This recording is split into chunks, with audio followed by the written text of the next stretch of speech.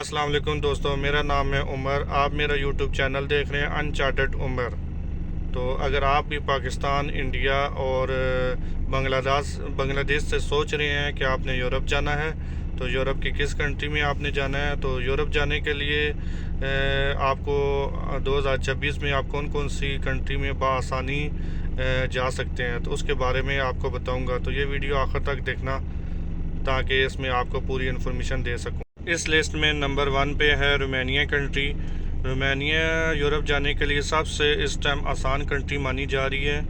और इसमें जो लोग जाना चाहते हैं उसमें जो है ना, सबसे ज़्यादा जो डिमांड है वो है truck driver, labour, construction helper, factory मुलाजम और फैक्ट्री वर्कर। तो इस टाइम जो है ना, पाकिस्तान, इंडिया और बांग्लादेश से बहुत लोग जा रहे हैं। इस लिस्ट में दूसरे नंबर पे है बल्गारिया। बल्गारिया भी बहुत ज़्यादा लोग जा रहे हैं। बल्गारिया में जो है इस टाइम अगर आप जाना चाहते हैं तो आप किस शोबे में जा सकते हैं। अगर आपने बल्गारिया जाना है तो वहाँ पे ड्राइवर की ज़रूरत है और लेबर की। और इसमें पाकिस्तान, बांग्लादेश और इंडिया से बहुत लोग जा रहे हैं और वीज़े भी लग रहे हैं। इस लिस्ट में भी तीसरे नंबर पे है हंगरी।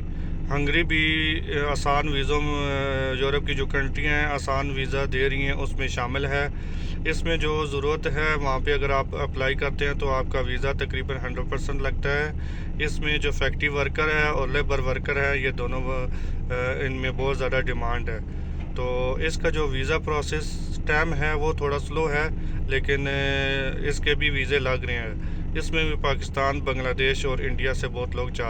इस लिस्ट में चौथे नंबर पे है पोलैंड। पोलैंड भी उन ममालिक में शामिल है जो यूरोप की कंट्रियों में आसानी से वीज़े दे रहे हैं एशियन कंट्रियों को। और इसमें जो ज़रूरत है इस टाइम जो है ना, वो फैक्ट्री वर्कर है और ड्राइवर है। अगर उन शोबों में आप अप्लाई करेंगे तो आपका वीज़ा तकरीबन 100% लगेगा। तो पोलैंड भी आप जा सकते हैं, जिसमें पाकिस्तान, इंडिया और बांग्लादेश बहुत लोग जा भी रहे हैं और वीज़े भी अप्लाई कर रहे हैं और वीज़े उनके लग भी रहे हैं।